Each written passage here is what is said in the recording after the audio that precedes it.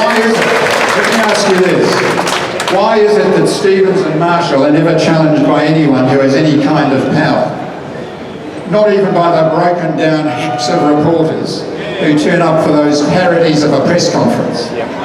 Not by anyone in this building behind me, not by the AMA or the Law Society, not by the people who run the hospitals or the health funds or public servants or any other members of the Clerisy.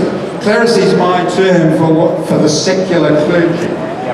Now that we don't have the religious clergy anymore, we don't have the religious clergy anymore, ladies and gentlemen, because they permitted themselves in their churches to be told how to worship and when to worship by the state, and they've abolished themselves.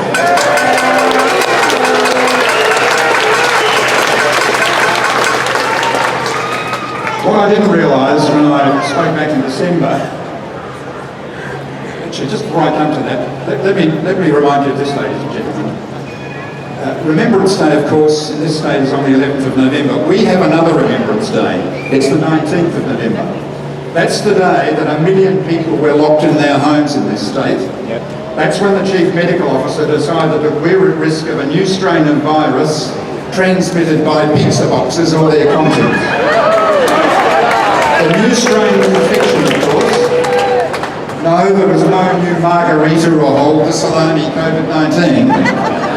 It was the incompetence of our Chief Medical Officer and our Health Department investigators that caused this trauma, the only mass imprisonment this state has ever experienced in the 185 years of its existence.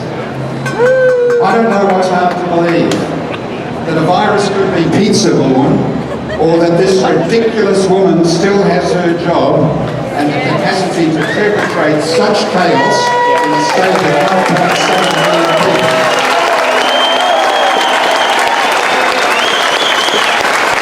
The problem was, though, and this is my conspiracy hypothesis, not the theory, her problem was, I think, that she jumped the gun.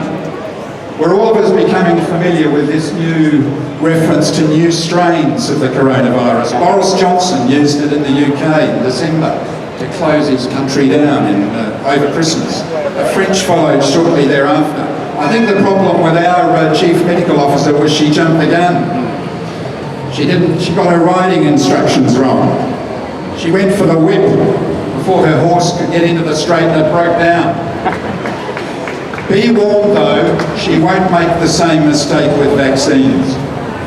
She will keep her mouth shut until instructed to open it this time.